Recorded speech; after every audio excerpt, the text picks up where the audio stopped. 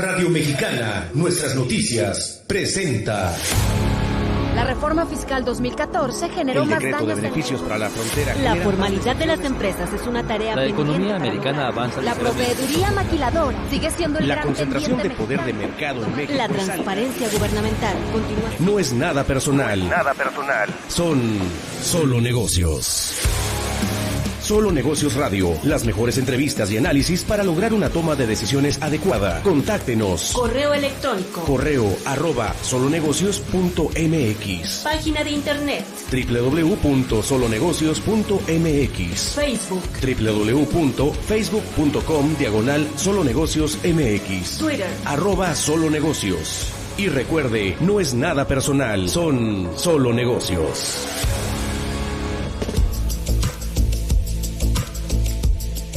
Mi nombre es Alejandro Sandoval, esto es Solo Negocios Radio, transmitiendo a través del 1300 de amplitud modulada, al igual que por internet en Radio Mexicana, nuestras noticias 1300 AM, fanpage en Facebook de la estación de radio y en Solo Negocios Inteligencia Multimedia en el multiplex de redes sociales donde retransmitimos el programa. Y bueno, pues el día de hoy vamos a platicar de finanzas, un análisis financieros en diferentes ópticas que vamos desde la tecnología, temas de ciberseguridad, por supuesto, lavado de dinero o la lucha contra el lavado de dinero y la posición de la Reserva Federal con respecto al Beige Book, que es una especie de documento que emiten los diferentes distritos y bancos de reservas federales regionales para integrar una posición que se anuncia o se expone de cómo conciben el análisis económico regional. Es como el reporte de economías regionales que hace el Banco de México, pero en este caso, pues en Estados Unidos.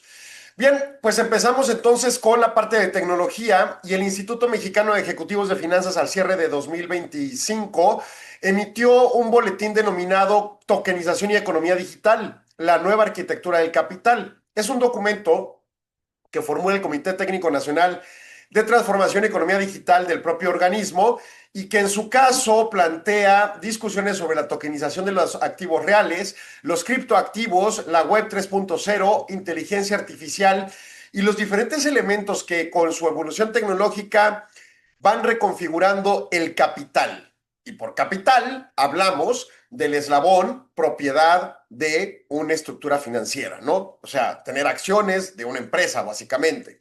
Y obviamente el análisis lo hace en la arquitectura regulatoria global y regional hacia énfasis México. Así las cosas, bueno, se hace un diagnóstico de esta transformación digital del sistema financiero, donde se abren oportunidades estructurales para democratizar el acceso a capital. Por ejemplo, no sé, emitir acciones es una conducción compleja bajo la ley de mercado de valores. Con las modificaciones de hace 2 años y las reglamentaciones del año pasado, se facilitan en cierto acceso. Pero los mecanismos de innovación pueden abrir otras estructuras de apertura y acceso a capital no regulados en bolsa, pero ciertamente viables. Y obviamente jóvenes, emprendedores, mujeres, poblaciones rurales, etcétera, en otrora grupos poblacionales concebidos vulnerables o discriminados por el sistema financiero tradicional, pues tendrían acceso si evolucionamos mecanismos de implementación de blockchain, inteligencia artificial, web 3.0, tokenización de los activos físicos y financieros. Y entonces plantea que hay avances, por ejemplo en México la reforma FinTech de 2018, pero siguen habiendo brechas importantes cuando se hace el análisis de la encuesta nacional de acceso a la información financiera o la inclusión financiera, y entonces nos da cuenta de que es importante sostener una conducta de actualización y sofisticación del marco regulatorio para incorporar nuevas formas de intermediación digital y modelos basados en reputación digital y finanzas. El documento desarrolla el concepto Web 3.0 como una infraestructura descentralizada, habilitando la propiedad digital, contratos inteligentes, economías tokenizadas y que permiten usar la reputación digital de nativos financieros, freelancers, gig workers, como insumos para modelos alternativos de evaluaciones de riesgos, microcréditos y apoyos de datos del sistema de finanzas descentralizado, del que ya hemos hablado aquí en el programa, expandiendo plataformas de trabajo digital en América Latina. ¿Pero qué significan estos conceptos? Por ejemplo, Contratos inteligentes. No solo es un contrato que se manda por internet, como por ejemplo por correo electrónico, eso lo hacemos todos los días, sino es un contrato que su plasmado realmente está construido en archivos pues que no son legibles sencillamente para el ojo humano, como por ejemplo los FDIs, ya ve que son hechos con un XML. Ese archivo XML es el documento legal según el Código Fiscal de la Federación. La impresión en PDF o en pantalla en un archivo PDF es para que los humanos lo podamos leer, pero ese documento PDF no es el documento legal de factura, es el XML. Bueno, los contratos inteligentes también están fundamentados en una estructura de programa computacional en donde se tiene la información que un contrato normalmente tendría, como los sujetos obligados, la obligación de pago, las fechas de cumplimiento, los mecanismos de interpretación de incumplimiento, las sanciones, la jurisdicción, etcétera, etcétera, ¿no? Bueno, todos esos parámetros están programados en el software que construye el archivo. No es un XML necesariamente, puede ser, o de blockchain o de lo que quiera, pero ese es el contrato inteligente. Y luego lo ilustramos en un archivo legible para el ojo humano, en un PDF, en un Word o lo que quiera. Ese contrato inteligente se firma con firmas electrónicas, se firma con mecanismos de comprobación de materialidad, de razón de negocios y de efectiva posición de voluntad expresa de las partes que firman. No son los criterios fiscales, no tiene que ver lo fiscal, es un tema mucho mayor e importante, lo mercantil. En esa lógica, el contrato inteligente es una evolución de cumplimiento y de imposición de precisamente claridad de las obligaciones. Dos, propiedad digital. No es lo mismo tener la propiedad de un terreno que la propiedad de X cosa en un ciberespacio, en un metaverso, que tiene implicaciones monetarias, que tienen variabilidades, alternativas y circunstancias como propiamente las criptomonedas, ¿no? Y en su caso, los elementos de reputación digital de nativos financieros, freelancers, key workers, que son agentes económicos que pueden ayudar a la construcción, el desarrollo, el mantenimiento de la entidad, como pudiera ser un albañil o un arquitecto o un ingeniero para construir un edificio, pues estos son funcionarios contratados directamente, indirectamente, subordinados o no subordinados para brindar y darle respaldo de la infraestructura digital correspondiente. Y bueno, el tema es expandir el uso de estas herramientas en América Latina para lograr disminuir las vulnerabilidades de los hoy en día discriminados financieramente que ya cité al principio. La reputación digital combinada con contratos inteligentes canaliza financiamientos a segmentos no bancarizados históricamente. Y es de lo que han hablado, por ejemplo, en algunos resúmenes que hemos dictado de las conferencias de los miembros de la Reserva Federal, ¿no?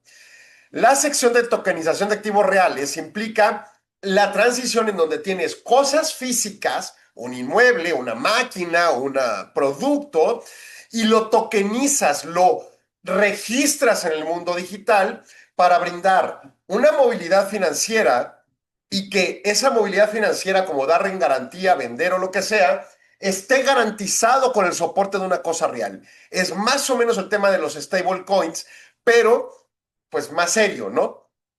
Bueno, el avance europeo en estos temas de acciones tokenizadas, las agendas estadounidenses que están evolucionando con las stablecoins, entre otros, permiten, por ejemplo, propiedades fraccionadas, liquidez continua, reducción de costos de transacción, trazabilidad, cumplimiento, evitar fraudes, si se implementan adecuadamente y si, claro, son entendidos y educados correctamente los mecanismos de capacitación a los sujetos obligados.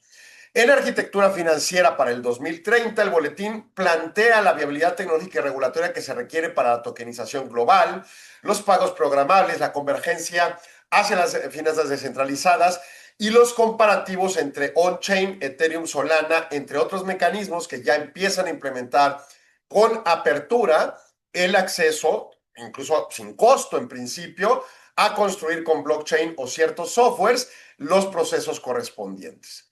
El documento dedica varias secciones a, por ejemplo, temas de stablecoins, bitcoins, las remesas como mecanismos clave de inclusión y de exención en un alcance fiscal en cierta medida, aunque en realidad sí se fiscalizan, y los contextos de inflación y volatilidad cambiaria que traen el resto de monedas y que no necesariamente o pudieran evitarse o disminuirse con estas. Temas a contemplar. Obviamente hay implicaciones de depósitos correspondientes a tesorerías corporativas como la Crypto Treasury 2.0 y, por supuesto, los criterios de vulnerabilidad propia de ciberseguridad, opacidad de la gobernanza, riesgos sistémicos, por supuesto el tema de retos de protección al consumidor, lavado de dinero, financiamiento del terrorismo y, por supuesto, la evasión fiscal. Se proponen medidas de mitigación de riesgos con calibraciones prudenciales, con las reservas correspondientes y grupos multifuncionales que puedan aportar en las regulaciones que corresponden. Así las cosas, el planteamiento es que debe haber una agenda propia para nuestro país y en general Latinoamérica para ser parte de un playbook digital que fije estándares, cuáles son las metas, cuáles son las regulaciones necesarias, cuáles son las mejores prácticas, los incentivos fiscales e incluso los mecanismos de implementación propio de la capacitación y demás. Hoy en día esto suena como algo medio lejano. El tema concretamente es que está a la vuelta de la esquina y todavía en la tiendita de la esquina no saben de la existencia de esto. Es fundamental promover el conocimiento correspondiente, la educación financiera no solo tradicional, sino adherida a los criterios de alta tecnología. Y finalmente, antes de irnos a corte, tenemos el artículo denominado del Departamento del Tesoro de la Unión Americana, Declaraciones de la Cumbre del Poder de Innovación.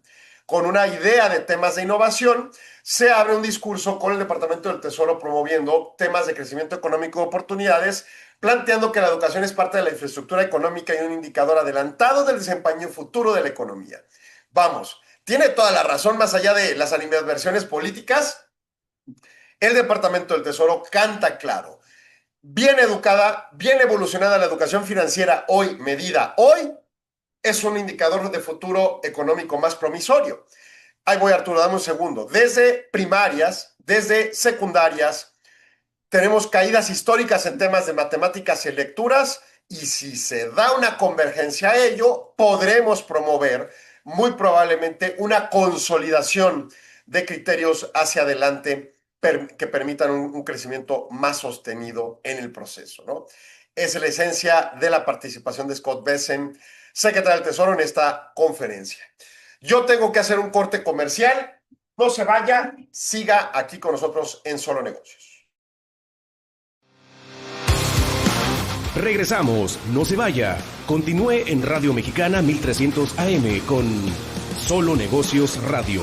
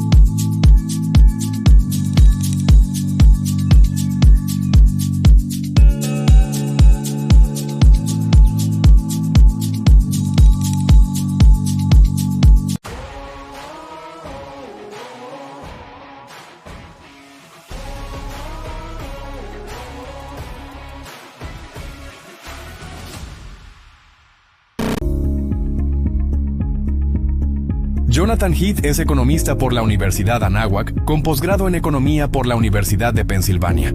Cuenta con 35 años de experiencia en el análisis de la economía, siendo economista principal de México para instituciones financieras globales y consultorías internacionales. Inició su carrera desarrollando modelos macroeconométricos para el gobierno mexicano y Wharton Econometrics. Ha sido profesor en diversas universidades del país, impartiendo cursos de macroeconomía, política monetaria, inflación y empleo.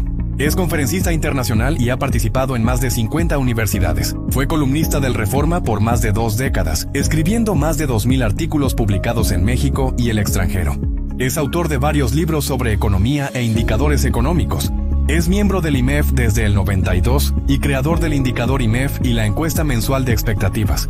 En el 2019 fue designado miembro de la Junta de Gobierno del Banco de México. Ahora que sabes más de Jonathan Heath, no te pierdas su conferencia en el Club de Industriales sobre las perspectivas económicas para el 2026. Regístrate en el link de la descripción. No faltes.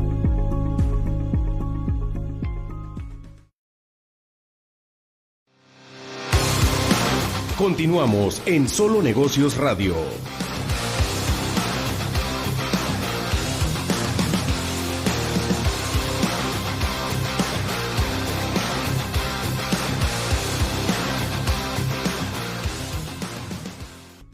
Pues vamos a tener ese evento en INMEF Ciudad de México el próximo 28 de enero, así que pues digo, ya Jonathan nos ha visitado, estuvo en la convención, hemos comentado algunos aspectos de su punto de vista en el ejercicio del Banco de México y en el propio de actividad económica. Y bueno, pues yo creo que va a valer mucho la pena este evento, ¿no? En cualquier cosa volvemos al aire y nosotros vamos preparándonos. Pero el punto en concreto de un tema recién tratado en el segmento anterior es el correspondiente a la posición de innovación. ¿Qué tenemos que hacer para escribir procesos más asertivos en el correspondiente proceso? Valga el comentario, de las implicaciones, pues estamos volviendo al aire, de las implicaciones de la evolución financiera. Bien, regresamos al aire y nos vamos ahora con los temas de tecnología y ciberseguridad, y el INMEF emite otro boletín técnico vinculado a lo que es transformación y economía digital, el propio comité, en función de los temas de ciberseguridad como riesgo financiero estratégico, que debe ser visto así por la alta dirección, y el foco del rol del director financiero en la gobernanza y cuantificación económica y ciberriesgos e integración con marcos de gestión correspondiente. Se señala que en la era de la transformación digital la ciberseguridad ya no es un asunto técnico y se ha constituido como una prioridad estratégica para la alta dirección. Las brechas de seguridad pueden afectar la liquidez, la reputación, la continuidad de negocio y el valor de la empresa. La ciberseguridad es un riesgo financiero estratégico, gestionado desde una óptica de riesgo-retorno, integrando incidentes cibernéticos en el análisis de costo de capital, confianza de inversionistas y métricas de valor económico. Ya no nomás es un tema, pensemos, de tener un antivirus. Es un tema muchísimo más profundo que meramente ese alcance. El hackeo de una página web, que te cierren una página web en una red social, que tengas un ataque, ya nada más de menciones negativas en una red social puede traer implicaciones negativas reputacionales. Que derivado de las interpretaciones de lo que ocurre en el ciberespacio en la vida real haya también impactos, puede traer implicaciones. Entonces, ya es un tema mucho más complejo que meramente pensar en el virus o en el antivirus o no habrá ninguna cosa y ya con eso me protejo, ¿no? En el primer bloque del boletín se detalla cómo las brechas de seguridad generan pérdidas directas, robos de datos, fraudes, interrupciones de operación o costos indirectos, por ejemplo, con multas regulatorias, costos de remediación, endurecimiento de controles. Los impactos en los costos de capital de estas acciones o resultados, la depreciación de la marca por la interpretación del mercado y obviamente la propia interpretación del mercado de los acontecimientos. El director financiero, como receptor principal de este boletín en el INMEF, debe integrar la ciberseguridad en el presupuesto y los escenarios de estrés, priorizando inversiones en controles de seguridad con base al impacto previsto sobre liquidez, rentabilidad y protección de activos intangibles. Vamos, el caso concreto de lo que nos pasa con las páginas del gobierno, ¿no? Que a cada ratito ya hackearon la página de los pensionados del IMSS, ya hackearon la página de la Sedena. O sea, ese es el tema de un escenario en donde, pues básicamente, no tenerlo claro puede traer implicaciones tan graves como demandas exuberantes en contra de quien haya tenido la obligación del argumento sensato, ¿no? Y entonces en esa lógica, pues el alcance propio del criterio es importante en la óptica de la empresa. En la parte de gobernanza y responsabilidad, la propiedad de riesgo cibernético es un esquema transversal que involucra a tecnologías de la información como departamento, al área de seguridad integralmente hablando, auditoría interna, a finanzas y por supuesto el consejo de administración. Y claro, el articulador es el director financiero. O sea, no es un tema como que alguien más se encargue, me venga y me reporte. No, el que debe de estar a cargo de la obligación es el director financiero. El que debe de estar consciente de que es el máximo responsable debe de ser el director financiero. Y obviamente los controles tienen que ir vinculados a, por ejemplo, criterios como el de COSO, ISO 27001, y los reportes que se tienen que hacer tanto al Consejo de Administración por la exposición, pérdidas esperadas, planes de mitigación, los costos de enfrentar estas disminuciones de riesgo y los costos de no enfrentarlos. Y la agenda de gobierno corporativo debe ir en concatenada a esos criterios, ¿no? Ese es en buena medida el alcance que plantea estos criterios y estos mecanismos. En el apartado de marcos de gestión de riesgos, el boletín resume los principales estándares, como el NIST Cybersecurity Framework, el ISO 27001 y 27002, los controles CIS, el ERM, que es el programa de control administrativo COSO, con la explicación de la complementariedad de estos mecanismos con la estructura de un sistema de gestión de seguridad interno que normalmente tendría que tener una empresa, ¿no? De manera general.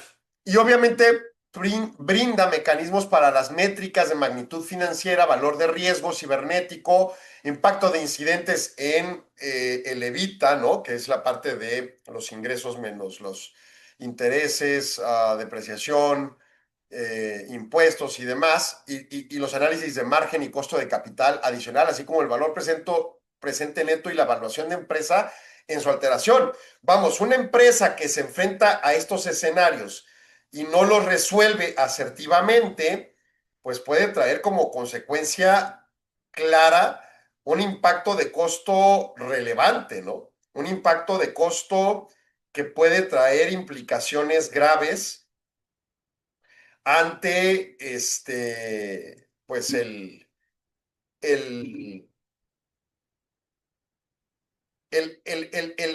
logro de cumplir o no cumplir ante ello.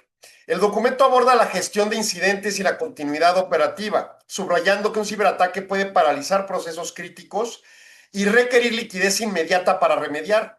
Y no hablo de aceptar las extorsiones estas que de repente llegan ahí por correo de que te tenemos hackeado tu sistema y si no me mandas tanto dinero por blockchain o, ¿cómo se llama?, criptomoneda, te vamos a dejar congelada tu operación. No, no, no. Hasta el hecho de contratar los servicios de ciberseguridad que correspondan o los alcances de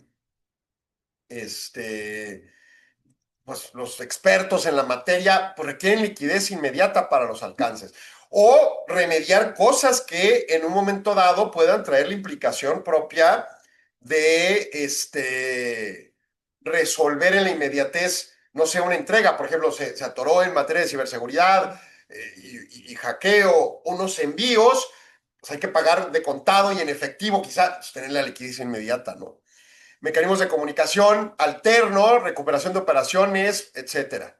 La empresa tiene un plan financiero de respuesta y recuperación para hacer estimaciones inmediatas de pérdida, para hacer estimaciones correspondientes en la capacidad de pago de proveedores, servicio de deuda y pues las métricas y reportes con KPIs correspondientes para saber medir los impactos correspondientes en detección, en respuesta, en efectividad de controles críticos y demás.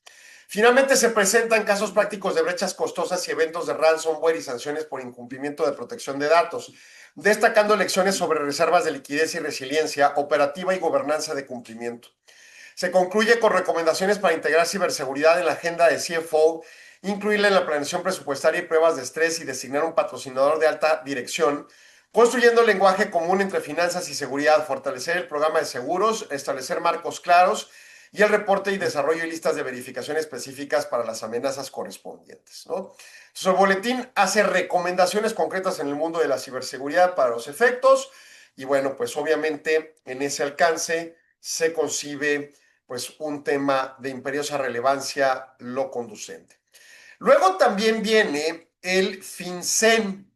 El FinCEN es la Unidad de Inteligencia Financiera Americana que ha estado, por ejemplo, pues cerrándole la llave por la OFAC a cuentas bancarias de empresas y la que señaló a los dos bancos y a la casa de bolsa y que terminaron quebrando en este 2025 pasado por los presuntos vínculos que luego no se han comprobado y ha sido un desastre todo esto, muy, muy, muy maltrecho.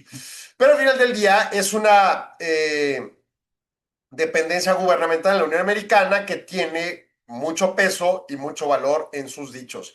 Y en esta ocasión presenta, bueno, el 4 de diciembre pasado, un análisis de las tendencias financieras y el ransomware, precisamente alrededor del decreto presidencial americano de la secrecía o del secreto bancario, cuantificando montos, incidentes y sectores afectados por el ransomware, ¿no? Que es el tema del que acabamos de hablar con el boletín de IMEF.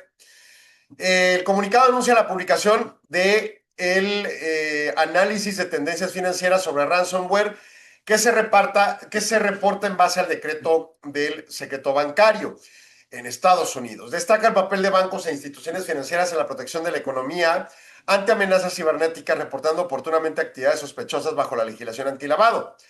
A diferencia de los análisis anteriores centrados en fecha de envío de reporte, este estudio se enfoca con la fecha de incidente, proporcionando una mejor visibilidad en el comportamiento del ransomware entre el periodo 2022 y 2024. Señala, los picos históricos máximos ocurren en 2023 con 1.512 incidentes que suman 1.100 millones de dólares de pérdidas, implicando 77% más respecto al reporte de 2022. Tras la disrupción de dos grupos de ransomware de alto perfil por parte de autoridades, los incidentes reportados disminuyeron en 2024 a 1.476, con un valor agregado solo de 734 millones. O sea, bajaron en número un poquito, pero no así como que digan ustedes muchísimo, ¿no? O sea, bajaron ni 50 incidentes, pero sí bajaron prácticamente en 400 millones de dólares el impacto. O sea, sí es una disminución que indujeron a una proclividad de protección y prevención, creo yo. O sea, sí es efectivo el alcance por hacer los anuncios. Los montos son elevados, ciertamente, respecto a los históricos, pero no son para nada un tema que vaya en incrementos exuberantes. O sea, se está teniendo el problema, es lo que está diciendo FinCEN. Entre 2022 y 2024, en total hubo 7.395 reportes a través del decreto de secreto bancario, vinculados a 4.195 incidentes de ransomware, totalizando en 2.100 millones de dólares de pagos, en contraste con los 2.400 millones de los 9 años previos del reporte de 2013 a 2021. Se reporta que la mediana por transacción fue de 124,000 dólares en 2022, 175,000 en 2023 y baja a 155,000 en 2024. Mejora. Pero imagínense un trancazo de 3 millones de pesos. Está cañón. Y el rango de pago más común es inferior a 250,000 por incidente. El análisis identifica que los sectores financiero, manufactura y salud son los más impactados, detallando manufactura con 456 incidentes y 284 millones de dólares impactados. Servicios financieros 432, 365 millones de dólares y 389 incidentes en salud con 300 millones de dólares.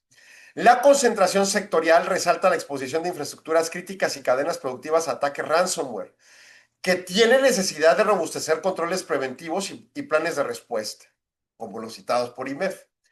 En cuanto a patrones operativos, establece que el método de comunicación frecuente es el protocolo de Onion Router, Tor, presente 67% de los reportes que contenían información sobre el canal utilizado y sobre el canal que se usa.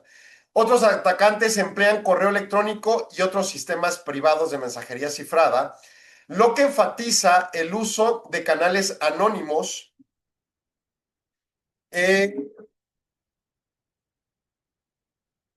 sobre más de 200 variantes de ransomware en los datos correspondientes. Hay 10 variantes en montos acumulados con concentración económica de su conjunto de familias de ransomware. El comunicado remite recursos adicionales sobre esfuerzos de FinCEN contra ransomware y las modificaciones legislativas de 2020 en Estados Unidos para atender una problemática creciente, real y, bueno, pues importante en el alcance. En fin, el tema da para muchísimo en la profundidad, pero bueno, nosotros vamos a hacer un corte rápidamente, regresamos en segundos, no se vaya, siga aquí en Solo Negocios. Regresamos, no se vaya. Continúe en Radio Mexicana 1300 AM con Solo Negocios Radio.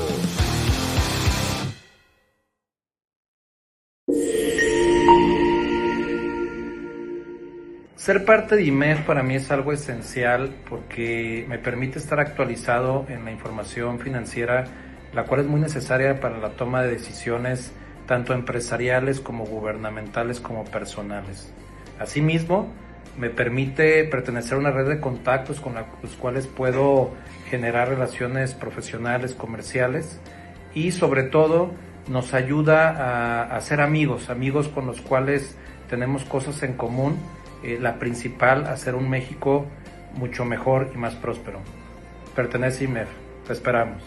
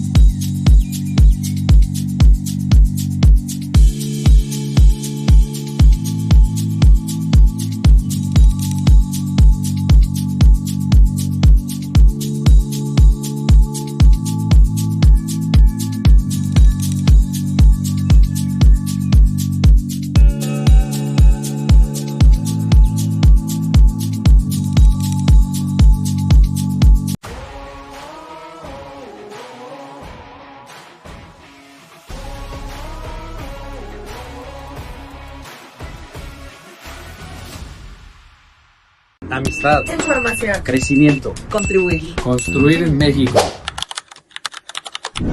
Es compartir con grandes personas que queremos cambiar México. es la oportunidad de comunicar información que nos permita tomar decisiones para un mejor México. Para mí es crecimiento porque a través de aportar a los demás crecemos como personas y como profesionales. El IMEF es contribuir a los demás, la oportunidad de crear valor. Desde el INEF podemos proporcionar datos, información financiera que nos ayude a construir un mejor país. Te invitamos a que seas parte de este gran proyecto. Somos el instituto de más alto nivel de las finanzas en México. Somos IMEF.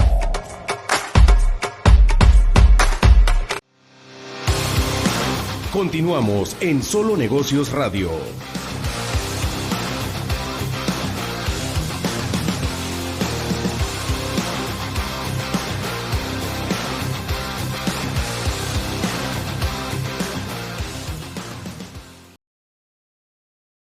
Bien, continuamos aquí en Solo Negocios Radio y llegamos al tercer segmento en donde vamos a continuar con estos temas de finanzas y en particular nos vamos con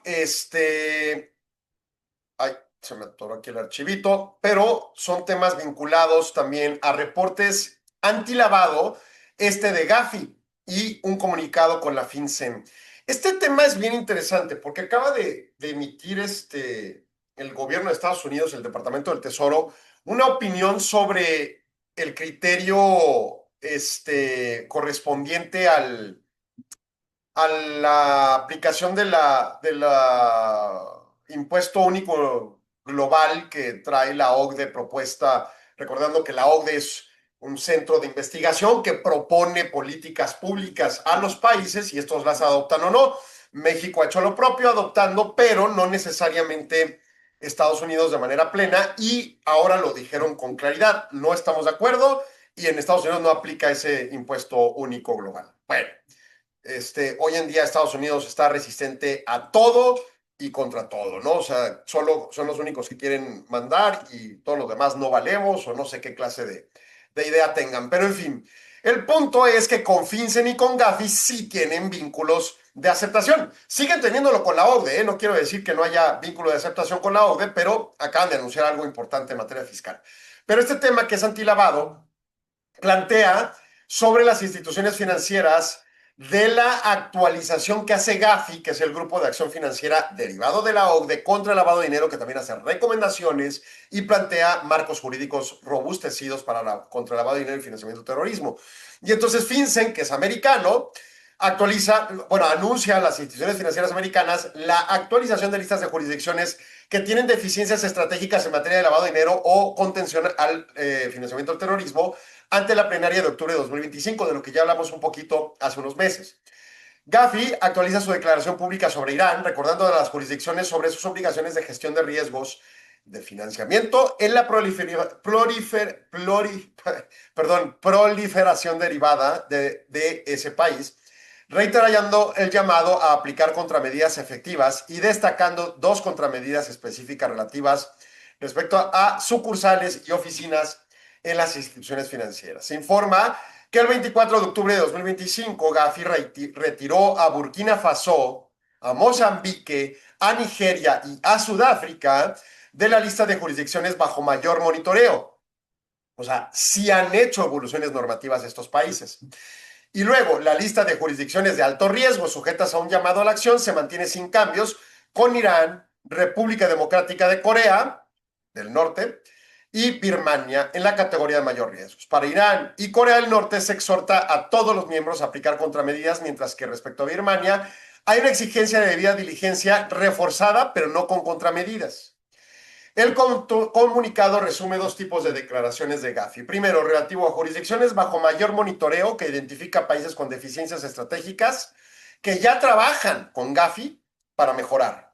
Y jurisdicciones de alto riesgo, que tienen un llamado a la acción, identifica países con deficiencias significativas y pide aplicar debida diligencia reforzada. Y en los casos más graves, contramedidas para proteger al sistema financiero internacional. Respecto a las jurisdicciones bajo mayor monitoreo, FinCEN recuerda a las instituciones cubiertas sus obligaciones de cumplir los requerimientos de debida diligencia, además de las obligaciones generadas por el programa ALD global, que son de estos programas que van contra, así, no sé, el tema de bombas atómicas y financiamiento de esas cosas bien locas, ¿no? Se enfatiza que los programas de debida diligencia sobre cuentas corresponsales deben incluir políticas, procedimientos y controles apropiados y específicos y basados en riesgo que permitan detectar y reportar actividades sospechosas de lavado de dinero a través de dichas cuentas. En cuanto a monitoreos, hay obligaciones paralelas respecto a agentes y contrapartes extranjeros, conforme la emisión interpretativa de FinCEN de 2004, donde se exige la implementación de riesgos de lavado y de financiamiento del terrorismo asociado con esas relaciones vinculadas.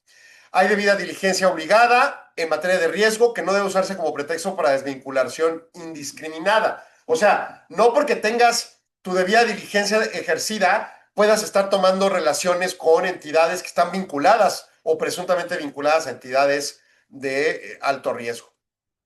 FinCEN recuerda que la ONU sigue emitiendo resoluciones del Consejo de Seguridad que imponen sanciones económicas y financieras a las instituciones financieras y que los Estados miembros están obligados a cumplirlas adicionalmente al gobierno estadounidense, manteniendo programas de sanciones administrados por OFAC, por lo que insta a las instituciones a consultar información.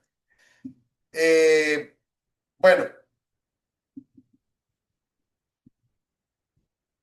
¿qué más? Para Irak y Corea, se recuerda que las instituciones financieras estadounidenses deben cumplir con amplias restricciones y prohibiciones respecto a cuentas corresponsales directas o indirectas, con las consideraciones de Irán como jurisdicción de preocupación en materia de lavado de dinero. Finalmente, el comunicado indica que en el caso de jurisdicciones que salen de los listados de Gafi, las instituciones deben considerar las decisiones y sus fundamentos de evaluación de riesgos, recordando la obligación de presentar reportes de actividad sospechosa cuando haya conocimiento, sospecha o motivos para sospechar de actividades de lavado de dinero y financiamiento del terrorismo y otras violaciones legales. También remite a notas de pie de página como referencias de los comunicados de Gafi, lineamientos FinCEN, entre otros aspectos normativos relevantes. Bueno, Por otro lado, el Departamento del Tesoro expone, por medio de Scott Bessent, el secretario, sanciones contra un cártel de la droga mexicano que se llama el Cártel de Santa Rosa de Lima y el líder José Antonio Yepes Ortiz, que son estas órdenes que tenemos que tener cuidado en México respecto al tema de el vínculo que pudieran tener empresas privadas con empresas que tengan derivación o vínculo con estas personas. O sea, lo que tiene que hacer el empresario mexicano es revisar sus relaciones comerciales con proveedores y clientes y que no haya dentro de la estructura corporativa vínculos con empresas vinculadas a este tipo de entidades que ya están citadas por parte de la OFAC como estructuras de financiamiento al terrorismo. Ese es el tema clave, ¿no? O sea, la página de OFAC tiene la lista gratuita y lo que hace uno es decir, bueno, pues yo tengo relación comercial con Patitos SADCB y entonces Patitos SADCB está en la lista. No, bueno. Y luego Patitos ASB tiene 3 socios, Juan, Pedro y Luis González López, y entonces los reviso, no hay ninguno, entonces ya no tengo ningún problema.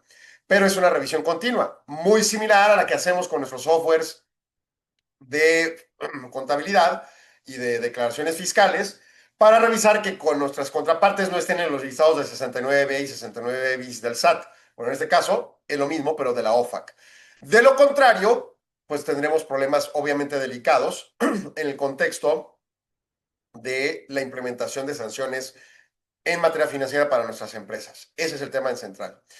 Y luego la Secretaría de Hacienda también emitió el propio documento vinculado que se llama Secretaría de Hacienda y Departamento del Tesoro ejercen acciones contra la organización criminal. Y bueno, con el comunicado de la UIF, Hacienda, la FinCEN, Departamento del Tesoro y Secretaría de Hacienda, junto con la OFAC, desarrollaron acciones conjuntas en contra de organizaciones criminales en México que ejercen actos de tráfico de drogas, lavado de dinero y ocultamiento de activos. Como resultado, con 19 objetivos integrados por 10 personas físicas y 9 empresas vinculadas a la red delictiva. Esto es en noviembre, no es una noticia nueva, pero es importante tenerla en cuenta. Se destaca que el análisis de inteligencia financiera de la UIF permitió identificar a personas adicionales con actividad financiera en México que se incorporan a la lista de personas bloqueadas de la OFAC y que pues, se vinculan con México para la Procuraduría Fiscal de nuestro país. Con ello se refuerza la respuesta penal y fiscal ante estas estructuras. El tema es que Hacienda nada más lo ve como, bueno, pues está Luis González metido, pues entonces vamos por él, ¿verdad? Y la empresa tal, y pues la sacamos del sistema fiscal y lo sancionamos. El problema es que nosotros como agentes económicos individuales tenemos la obligación y además tenemos el peso de la ley americana extraterritorial de aplicar lo correspondiente, porque Hacienda no está haciendo nada al respecto. O sea, no se ha creado una lista mexicana que pueda hacer las veces del tema, por ejemplo, del 69 bis y demás. Y los softwares correspondientes, pues son exclusivos americanos. Entonces tiene un tema bastante delicado el asunto de su implementación, ¿no? En mi opinión, con deficiencias de parte del fisco, pero bueno, está aquí haciendo el anuncio como mínimo Hacienda y nos dice, esto que dijo la OFAC tiene vigencia en México, vamos a hacer lo correspondiente penal en México contra los criminales presuntos, pero no podemos, o sea, no hay nada para avisar a las empresas. Bueno, la interpretación que yo le digo como asesor fiscal, financiero y abogado es usted revise sus vínculos con proveedores y clientes que no estén metidos en las listas de la OFAC. También de empleados, también de socios, ¿no? Y mientras no estén, no hay problema. Y si alguien aparece, pues un foco amarillo. No es un foco rojo, porque puede haber homonimias, puede haber algunos otros problemas que pudieran implicar derivaciones de interpretación, pero al menos un foco amarillo que nos haga reaccionar y tener mecanismos de prevención en la empresa. Ese es el punto clave, que es el riesgo número 1 que durante 2025 señalamos en IMEF como un factor central a tener atención.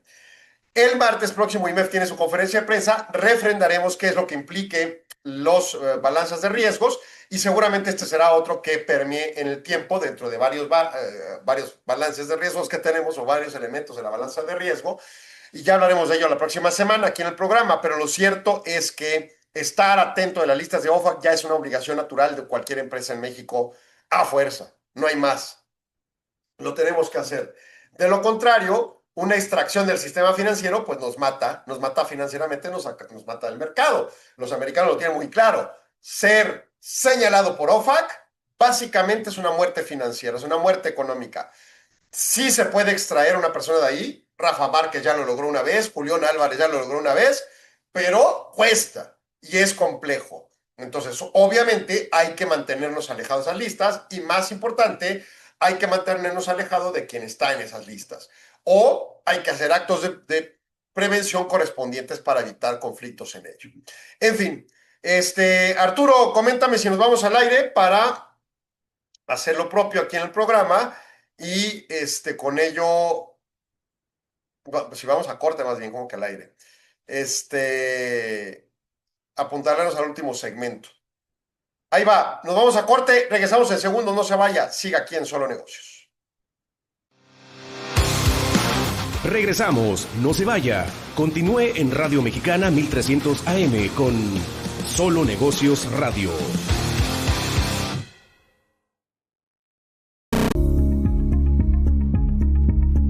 Jonathan Heath es economista por la Universidad Anáhuac, con posgrado en Economía por la Universidad de Pensilvania.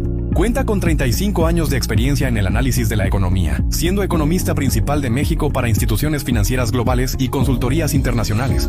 Inició su carrera desarrollando modelos macroeconométricos para el gobierno mexicano y Wharton Econometrics.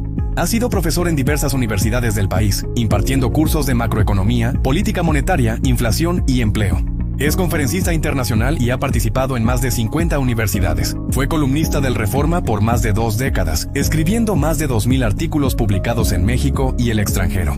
Es autor de varios libros sobre economía e indicadores económicos. Es miembro del IMEF desde el 92 y creador del indicador IMEF y la encuesta mensual de expectativas. En el 2019 fue designado miembro de la Junta de Gobierno del Banco de México. Ahora que sabes más de Jonathan Heath, no te pierdas su conferencia en el Club de Industriales sobre las perspectivas económicas para el 2026. Regístrate en el link de la descripción. No faltes.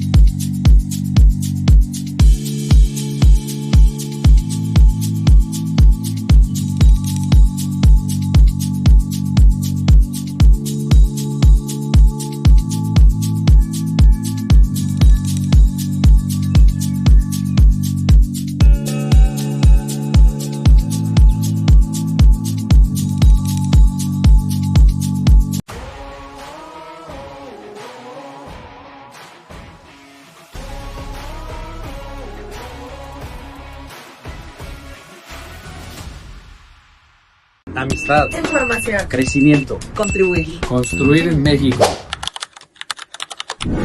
Es compartir con grandes personas que queremos cambiar México. Es la oportunidad de comunicar información que nos permita tomar decisiones para un mejor México. Para mí es crecimiento porque a través de aportar a los demás crecemos como personas y como profesionales.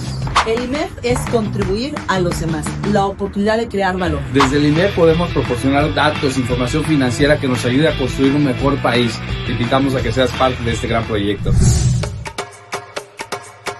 Somos el instituto de más alto nivel de las finanzas en México. Somos IMEF.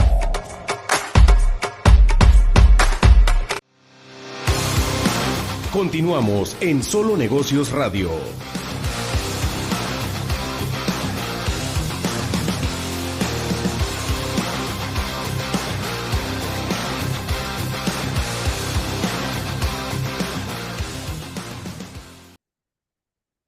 Bien, regresamos al aire aquí en Solo Negocios Radio, último segmento, y nos vamos con el libro Beige, el Beige Book de la Reserva Federal, que es este libro con el cual pues hace un resumen cada uno de los distritos o cada uno de los bancos que pertenecen a la Reserva Federal, los 12 distritos, planteando la situación económica regional, ¿no? Y bueno, pues el documento explica que la actividad económica global aumenta a un ritmo moderado en los 8 distritos, global la razón de la economía de esas regiones, manteniendo sin cambio 3 y registrando descenso moderado en 1, representando una mejora respecto a los reportes previos, incluso 3 beige book previos, cuando los distritos habrían reportado pues, mayor debilidad en el contexto. Se reporta un incremento ligero a moderado en el gasto del consumidor, asociado en gran medida a la temporada de compras navideñas y, en su caso, el patrón de mayor gasto de los hogares en los ingresos de altos niveles, con bienes de lujo, viajes, turismo, entre otros. Y los consumidores de ingresos bajos y los ingresos medios, pues muestran alguna sensibilidad a los movimientos de precio y cautela en gasto no esencial. Las ventas de autos tienen un reporte sin cambios y a la baja en la mayoría de los distritos. En la manufactura, 5 distritos tienen crecimiento y 6 reportan contracción, reflejando un entorno heterogéneo según sector y región, mientras que la demanda de servicios no financieros se considera estable o ligeramente creciente. Las condiciones bancarias son estables o en mejora, con alguna demanda de crédito en tarjetas, líneas de capital de trabajo, hipotecario y préstamos comerciales. Hay actividad en bienes raíces residenciales, ventas, construcción y crédito hipotecario, con debilitamiento en la mayoría de los distritos de ciertos aspectos relativos a bienes raíces residenciales. En la agricultura, las condiciones permanecen mayormente sin cambios, con el distrito Atlanta registrando un descenso moderado por menor demanda de commodities, de exportación en energía, y se reporta y producen planas o ligeramente bajas las posiciones económicas. En el mercado laboral, 8 distritos reportan empleos sin cambios y el resto pequeñas variaciones, con mayor uso de trabajadores temporales y mecanismos de flexibilidad ante la incertidumbre en su constructo de relación laboral. Los movimientos de contratación están principalmente en sustitución de vacantes y no se crean nuevos puestos. O sea, alguien renunció, el puesto está libre, se contrata a alguien para suplirlo, pero no hay un nuevo puesto que se cree, ¿no? Hay dificultades para encontrar mano de obra calificada en ingeniería, salud y oficios especializados, y hay varios distritos señalando menor rotación y menos cambios voluntarios en el empleo. En materia de inteligencia artificial, como herramienta de productividad y eventual gestión de fuerza laboral futura, hay un impacto actual limitado sobre el nivel de empleo. El salario crece con ritmo moderado y se describe como crecimiento normalizado respecto a lo que pasó en la época post-pandemia. En materia de precios, hay crecimiento moderado, solo con 2 registrando incrementos leves. Las presiones de costos en materia de aranceles sobre insumos es un tema común, con empresas que inicialmente absorbieron los aumentos y poco a poco empiezan a decidir trasladarlos. Ahí viene el golpe. Conforme se agota el inventario prearancel o se hace más urgente preservar márgenes. Comercios minoristas y restaurantes son renuentes a subir precios frente a consumidores sensibles. Los costos de energía, seguros, continúan presionando márgenes. Las empresas anticipan moderaciones en el ritmo de crecimiento de precios, pero esperan niveles de precios que se van a sostener elevados. Esto es, los precios no van a bajar y va a haber subsectores en donde los eleven y algunos en donde no los eleven. El informe incluye secciones detalladas por distrito, destacando, por ejemplo, Boston, con un leve aumento de la actividad económica y fortaleza en consumo de gama alta y servicios, pero hay moderación en las viviendas que manejan hipotecas de niveles de ingresos bajos. Nueva York tiene una continuidad de la caída modesta en cierta actividad económica, empleo ligeramente a la baja, turismo fuerte, aumentos en moderación de precios y tensión de vivienda por falta de inventario y alzas en rentas. Filadelfia tiene un retorno de crecimiento leve con presiones en precios elevados y preocupación por la insuficiencia de ingresos de hogares para sostener gasto. Otros distritos muestran variaciones como Cleveland, con un aumento leve en la actividad y confianza empresarial, con aumento de consumo en Richmond y Atlanta. Reportan crecimiento modesto o ligero con debilidad en segmento automotriz y crecimiento inmobiliario. Chicago tiene estabilidad general con leve aumento en consumo y demanda inmobiliaria, pero caída en manufactura. San Luis atribuye incremento modesto en actividad al cierre de gobierno y ventas tardías de temporada. Minneapolis trae actividad plana y reducción ligera en materia de empleo. En conjunto, los contactos empresariales muestran expectativas levemente optimistas y, en su caso, pues una perspectiva de preocupación de los aranceles en los costos al tiempo. Finalmente, hice un resumen sobre el Beige Book emitido por la Reserva Federal de Dallas, que regionalmente nos tiene mucho mayor impacto. Así las cosas, pues nos plantea un escenario de estabilidad en el periodo que se reporta, sin cambios significativos en manufactura, comercio minorista, servicios no financieros y bienes raíces. Frente a la estabilidad de la economía real, el sector bancario se presenta con un punto brillante, con incrementos en volúmenes de préstamos en las 6 semanas previas al corte del informe, apuntando a una mayor demanda de financiamiento por parte de las empresas y hogares. El mercado laboral, el distrito de la Reserva Federal de Dallas reporta empleo sin cambios, sin evidencia de expansiones en la plantilla, pero tampoco recortes generalizados. O sea, está estancado en el peor de los casos. Esta estabilidad se acompaña a un entorno de precios que aumentan de manera moderada, reflejando presiones de costos que van transmitiéndose gradualmente a los clientes, sin desanclar expectativas. O sea, expectativas 2%, relativamente estables, pero se ve que sí va habiendo traslape de precios, se van trasladando, ¿no? El documento subraya que las empresas mantienen postura prudente en contratación y en traslado de precios, en línea con la cautela de la evolución de la demanda, porque como se debilita la economía, pues también no pueden pasar precios a lo loco, ¿no? Los precios tienden a contraerse cuando se debilita la economía como principio general. Pese a la estabilidad agregada, los contactos regionales reportan perspectivas cautelosas respecto al futuro cercano. Hay 2 factores principales: incertidumbre y sostenibilidad de la demanda, así como el impacto inflacionario de los aranceles. A ver, uno, hay incertidumbre de que la demanda vaya a ser mantenida. Relaciones comerciales con México, por ejemplo, ¿no? Y el 2, pues el tema de que sí, de repente tenga tanto peso los aranceles que traslade precios. Los aranceles no han tenido tanto precio por su variabilidad. Lo pongo, no lo pongo, lo subo menos, etcétera, etcétera. Y luego la negociación entre proveedores y los importadores y los eslabones de última milla. Pero, pues no van a aguantar toda la vida, ¿no? La combinación lleva a las empresas del distrito de la Reserva Federal de Dallas a anticipar un crecimiento contenido, o sea, desaceleración.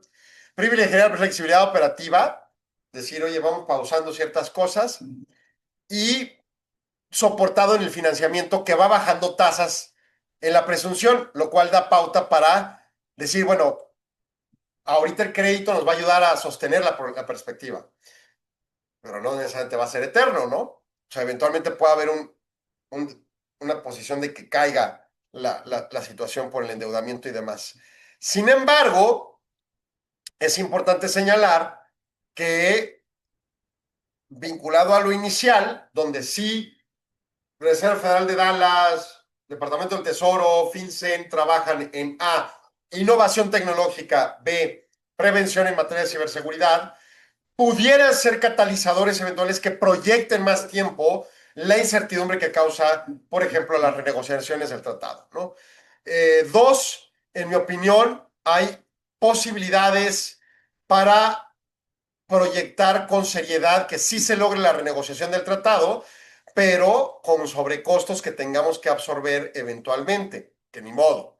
Es lo que tenemos, estamos tontos, pero son nuestros tontos y entonces, pues, así es, ¿no? Y ante ello, los catalizadores más fuertes sean la resiliencia de las operaciones comerciales propiamente, o sea, la negociación entre el manufacturero que importa con aranceles y el nacional, que pueda adscribir mejores condiciones de reglas de origen, y el extranjero, que pueda plantear escenarios de absorber ciertos impactos de costos, y obviamente las presiones fiscalizadoras y de sobrecostos y de incrementos en México por orden legal y en Estados Unidos por orden de mercado, y bueno, los temas de gobierno corporativo y los costos que puedan implicar las relaciones comerciales conducentes. Y finalmente, espérame un segundito, Arturo. Finalmente, el eslabón de contención también que puedan a cierto nivel asimilar aumento de precios en ciertos subsectores del mercado, ¿no? Luego, 2, soportarse con el sistema financiero que va disminuyendo costos. Luego, también asimilar el no aumento de precios por la desaceleración económica y con ello esperar la resiliencia de las renegociaciones comerciales que correspondan. Si eso no jala, pues entonces sí vamos a ver una alzada de precios en los mercados eventualmente. Esos serían los catalizadores que concibo en conjunto con el crecimiento de la tecnología. En fin, se nos acabó el programa y la semana. Agradecemos su apoyo. Arturo Galarza, gracias por tu apoyo en cabina. Nos escuchamos el lunes en punto de las 4 de la tarde en el espacio de CONAFI con Guillermo Soria Magaña. Pásenla excelente. Muy buenas tardes tengan todos ustedes. Agradecemos su atención. Nos escuchamos de lunes a viernes de 4 a 5 p.m. a través de Radio Mexicana 1300 AM. Contáctenos. Correo electrónico. correo@solonegocios.mx. Página de internet. www.solonegocios.mx. Facebook. www.facebook.com/solonegociosmx. Twitter. @solonegocios. Y recuerde, no es nada personal, son solo negocios. Radio Mexicana, nuestras noticias, presentó.